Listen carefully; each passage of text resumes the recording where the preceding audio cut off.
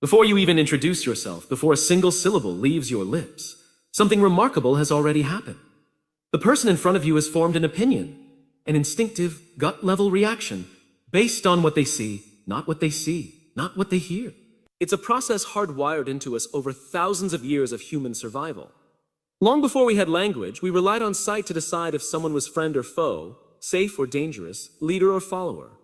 That instinct still lives in us, quietly working in the background. When you walk into a room, your body becomes a broadcast signal. Your stance, your facial expression, the way you move, these are the first messages people receive about you, and they arrive instantly, without permission from your conscious mind. It's why someone can say, "I just had a feeling about them," and not be able to explain why. That feeling is their brain responding to your nonverbal cues faster than you can say, "Hello." So, imagine meeting someone whose shoulders are drawn in, eyes darting around, and smile tight and forced. You don't need to hear their story to sense uncertainty or discomfort. On the other hand, picture someone standing tall, shoulders relaxed, face open and warm. That presence alone can make you want to lean in, listen, and trust. The body is the storyteller before the mouth ever joins in. Science backs this up. Research in social psychology shows we make judgments about someone's trustworthiness, competence, and likability in as little as 7 seconds. In some cases, those judgments form in less than 1 second. It's not fair. It's not even always accurate. But it's human. And once that first impression lands, every word you speak either reinforces or fights against it. Your clothing, posture, and even the pace of your movements feed into this silent first chapter. A brisk, purposeful walk into a room can suggest confidence. Slow, hesitant steps might suggest uncertainty. Even if neither is true, the mind interprets the visual data and makes meaning out of it. People don't wait for your explanation. They start creating the story themselves. What makes this so fascinating is that most of us are unaware. We're sending these messages. We think communication starts when we open our mouths, but it starts when we enter someone's field of vision. It's a live broadcast with no off switch, and the audience is always paying attention. That's why leaders, negotiators, and performers often rehearse not just their words, but the way they stand, move, and greet others. In certain situations, the stakes are even higher. A job interview, a first date, a client meeting. These are moments where you are essentially auditioning for trust. By the time the conversation starts, your listener's brain has already decided whether to give you the benefit of the doubt. Your nonverbal presence has already tilted the scale one way or the other. The reality is, first impressions are less about information and more about feeling. Dylan, people remember how you made them feel before they remember what you said. Those feelings, comfort, curiosity, caution, are often shaped in silence. Every movement you make is an unspoken confession. You can try to choose your words carefully, rehearse your statements, even memorize the perfect pitch, but your body has a way of telling the truth. It leaks your beliefs, your doubts, your confidence, and your fears without asking your permission. If you truly believe in what you're saying, your posture, your gestures, and your expressions line up effortlessly with your message. If you don't, there's a mismatch. One your audience senses immediately. Think about someone who's trying to convince you of something they don't fully believe. Their words might be polished, but something feels off. Their smile doesn't reach their eyes. Their gestures come half a second too late. There's a stiffness that tells you they're not sold on their own story. The human brain is built to detect these inconsistencies. It's an ancient skill that once helped us avoid deception and danger. When you believe deeply in what you're saying, your body naturally opens up. Your hands move with more fluidity, your eyes stay locked in with your listeners, your voice carries a steadier rhythm. You don't have to consciously choreograph these things. They happen because conviction sends signals through your entire nervous system, aligning your inner state with your outward behavior. The reverse is also true. If you carry doubt, your body contracts. Your shoulders might hunch as if to protect yourself. Your movements shrink. You may find yourself avoiding direct eye contact or fidgeting with small, repetitive motions that betray your uncertainty. It's your body's way of saying, "I'm not ready to stand behind this." Even if you try to hide it, most people can feel the undercurrent of hesitation. Leaders who inspire trust often do so because their body and message match perfectly. Watch someone speaking passionately about a cause they've dedicated their life to. And you'll notice their physical presence radiates alignment. There's an ease to the way they inhabit their space. Their authenticity doesn't just come from their words. It comes from a body that is in full agreement with their beliefs. This is why the most powerful communicators spend as much time cultivating belief as they do practicing delivery. They know that no amount of technique can compensate for a lack of conviction. If the belief isn't there, the body will quietly expose the gap. The audience might not be able to articulate what's wrong, but they'll feel it. Even subtle cues, how you breathe before speaking, how you use your hands to frame an idea, how you pause, are influenced by what you believe about yourself and your message. Confidence doesn't just sound different. It looks different, it moves differently, it occupies space differently. The body becomes a mirror of the mind. When the reflection is clear, people trust it. When it's distorted, they question it. Confidence has a way of spreading beyond the person who carries it.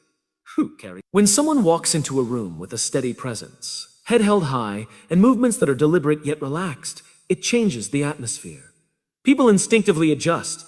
Conversations pause for a moment, eyes turn in their direction, and a quiet sense of assurance fills the space.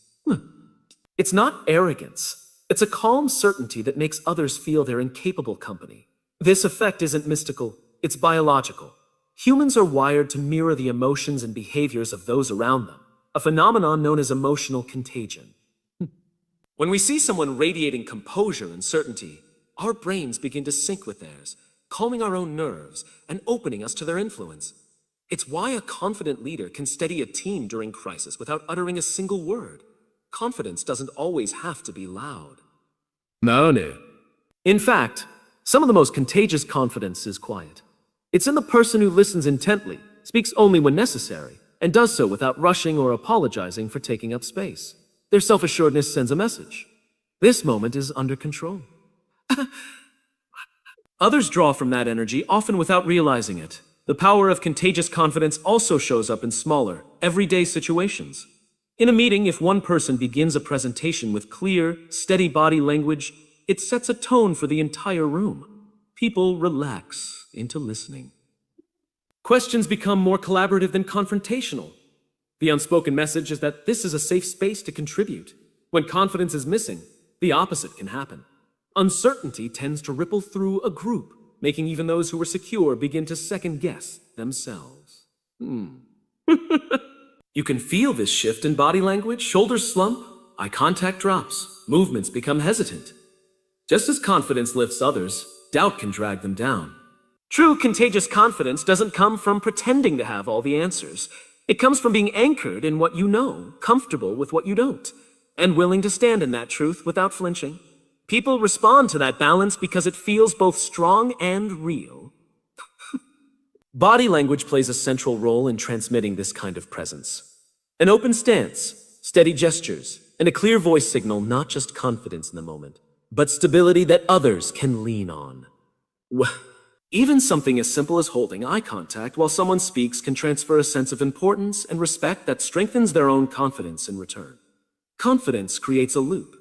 When you project it, others feel it, and in feeling it, they often reflect it back.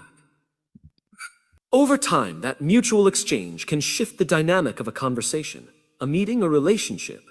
Sometimes the smallest shift in posture can change the entire course of an interaction. Crossed arms, a hunched back, a chin tucked toward the chest. These are subtle cues that can signal resistance, discomfort, or disinterest. Most people don't set out to send these messages, but once they appear, the person across from you begins to respond differently, often pulling back emotionally or deciding not to share as openly. Closed body language creates invisible walls. You might think you're just resting your arms or standing comfortably, but the brain of the person watching interprets it as a form of self-protection or withdrawal. In seconds, they may conclude that you're not receptive, that your mind is made up, or that you're holding something back. Cool. Once that perception is in place, opportunities to connect begin to shrink. Consider a negotiation where one party folds their arms and leans back. Even if they're doing it because the chair is uncomfortable, the gesture communicates disengagement.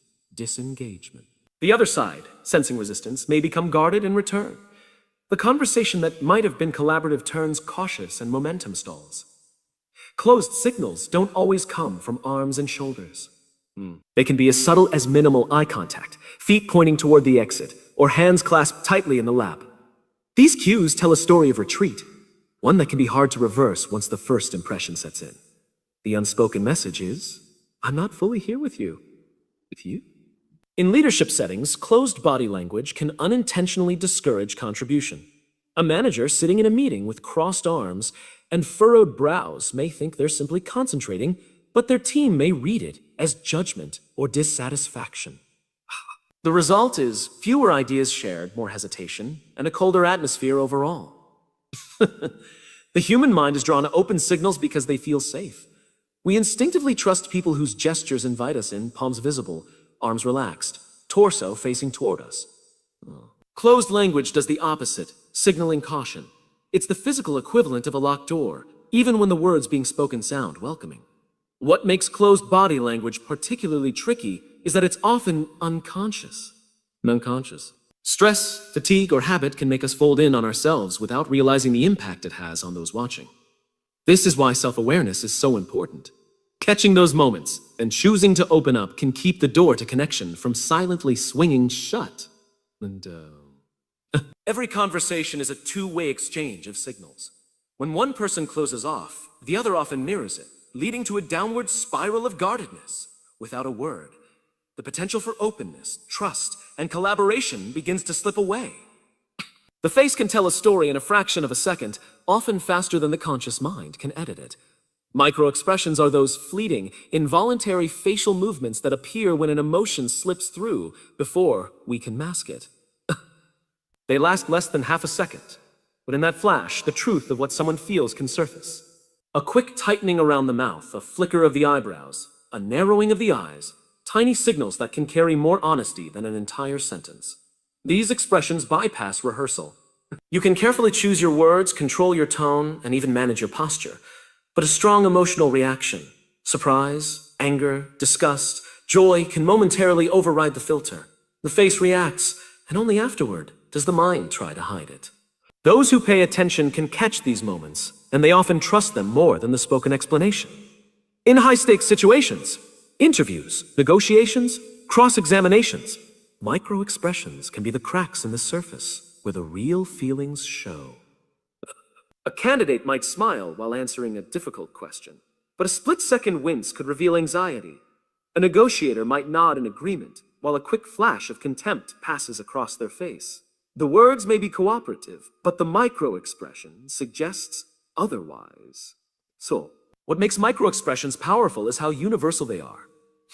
Research shows that core emotional expressions are recognized across cultures, whether in a crowded city or a remote village. A look of fear or a burst of genuine joy is understood instinctively. The body doesn't need translation for emotions this primal. For many, these flashes happen without awareness.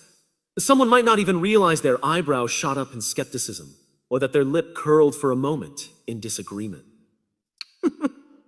But the person watching, especially if they're tuned into subtle cues, registers it. Sometimes it's not even conscious recognition. It's just a feeling that something didn't match. Micro-expressions can strengthen trust as much as they can erode it. When someone's facial reactions align perfectly with their words, it reinforces sincerity.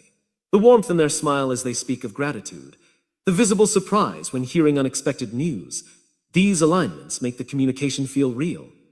They can also reveal contradiction. Dickens.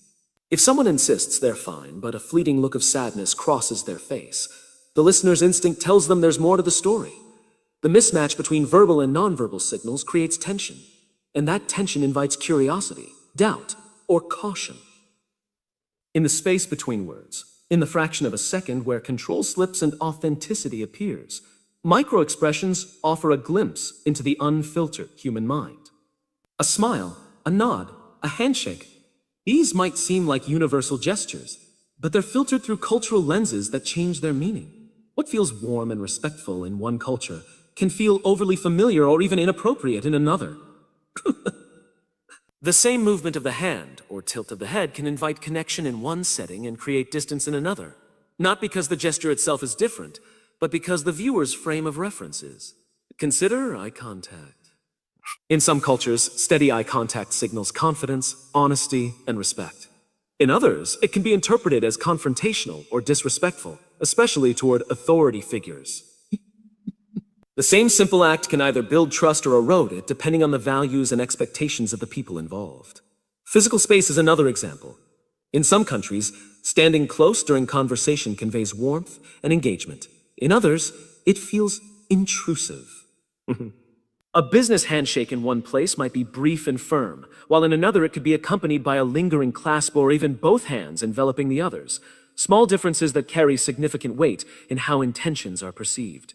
Even expressions of emotion are shaped by culture. In certain societies, showing strong emotion in public, joy, grief, anger, is seen as authentic and human. In others, the same display is viewed as a loss of self-control. The cultural backdrop dictates whether that emotional expression invites empathy or judgment. Gestures, too, can be deceptively complex. A thumbs up may be a sign of approval in one part of the world, but carry an offensive meaning in another. The OK sign, a simple circle made with the thumb and index finger, has been interpreted as everything from all good to a political insult, depending on where it's used. Even within the same country, subcultures influence interpretation. The way a teenager reads body language can differ from how their grandparents perceive it. Professional environments often have their own nonverbal dialects where posture, dress, and even the pace of movement signal rank, openness, or ambition. This cultural shaping happens early. From childhood, we learn which gestures earn approval and which invite correction. These lessons become instinct, guiding how we interpret others' movements and how we present our own. Over time, those instincts feel like truth, even though they're simply one version of it. In cross-cultural interactions, these unseen rules can quietly shape outcomes. A gesture meant as polite deference may be taken as lack of confidence. A posture intended to project authority may be seen as arrogance, without realizing it. Both sides can walk away having misread the other's intentions entirely. Before you can shape the impression you make on others, you have to notice the signals you're already sending. Most people move through their day on autopilot, unaware of the small habits that speak volumes. How they hold their shoulders, where their eyes wander, how their hands rest when they're not thinking about them. These subtle patterns are often more consistent than the words they choose, quietly telling the world how they feel about themselves and the situation they're in. Self-awareness begins with paying attention to your own body in real time. It's noticing when you cross your arms in a tense conversation, or when you look down while introducing yourself to someone new. It's catching the way your voice softens when you're uncertain, or the way your pace quickens when you're eager to leave. These are clues to your internal state, and recognizing them is the first step toward choosing whether to keep or change them. Mirrors, recordings, and even the feedback of trusted friends can reveal truths we miss in the moment. Watching yourself speak on camera can be uncomfortable, but it strips away the illusions you hold about how you come across. Sometimes the version you see on screen matches the one you imagine. Other times, it's startlingly different. Both discoveries are valuable. Woo! Without self-awareness, unhelpful habits can become permanent. A furrowed brow might start as a reaction to stress, but can eventually settle into your neutral expression, making you seem more stern than you intend. A downward gaze that began as shyness can persist long after your confidence has grown, still signaling hesitation to others. This isn't about policing every movement or expression. It's about knowing what's automatic for you. Some of those habits work in your favor, projecting warmth, approachability, or authority without effort. Others may be sending messages you never meant to send. The awareness itself gives you the option to adjust when the situation calls for it. Self-awareness also changes the way you interpret feedback. Without it, a comment like "you seem distant" might feel like a personal criticism. With it, you can connect that perception to specific behaviors, crossed arms, a lack of eye contact, a habit of leaning back, and decide whether they were intentional. That understanding makes you less defensive and more deliberate in your choices. It's worth remembering that the body doesn't just express the mind, it shapes it. Becoming aware of your own physical state can influence how you feel inside. Standing taller can make you feel more capable. Uncrossing your arms can make you feel more open. The shift begins with noticing where you are so you can decide where you want to be. Like any skill, Self-awareness grows with practice. The more you check in with yourself, the more you notice patterns, and the more options you have for how you want to show up in each moment. Every movement, every gesture, every glance sends a message. When those messages are intentional, they can transform the way others receive you. Too often, people rely on habit to guide their body language, letting old patterns decide how they're perceived. But when you choose each action with purpose, aligning your body with the meaning you want to convey, you gain influence over the way interactions unfold. Intentionality starts before the conversation begins. It's the pause at the doorway to take a breath, lift your head, and walk in with the presence you want to project. It's choosing to make eye contact with the first person you see, not because you're forcing connection, but because you know it signals openness and confidence. These are small, deliberate acts that set the tone for everything that follows. In high-stakes situations, intentional body language can mean the difference between winning trust and losing it. A leader addressing a team during a crisis might stand with feet firmly planted, shoulders relaxed, and visible, not as an accident of posture, but as a conscious choice to project stability. Those watching don't just hear reassurance in the words, they feel it in the stance. Intentionality also works on a micro level. Leaning in when someone speaks communicates interest. Nodding as they explain an idea encourages them to share more. Pausing before responding shows you're considering their words rather than rushing to fill silence. These subtle chosen actions can turn a routine exchange into a deeper connection. The power of intentionality lies in alignment. When your body language matches your words, you create coherence. People feel it when your gestures underscore your message, instead of contradicting. That alignment reduces doubt, builds trust, and makes your message more memorable. This doesn't mean scripting every move. Over-rehearsed gestures can feel artificial, breaking the authenticity that draws people in. True intentionality is adaptive. It's about understanding the signals you're sending and choosing them in the moment to serve your purpose, whether that's calming a tense discussion or inspiring a group to act. Intentional body language also has a feedback effect. Standing in a confident posture not only changes how others see you, but changes how you feel. A purposeful gesture can anchor your own mindset, helping you step into the role you want to inhabit. The choice shapes the outcome for both you and your audience. When you treat your nonverbal presence as a tool rather than a byproduct, you stop leaving first impressions to chance. Each interaction becomes an opportunity to guide the experience instead of reacting to it.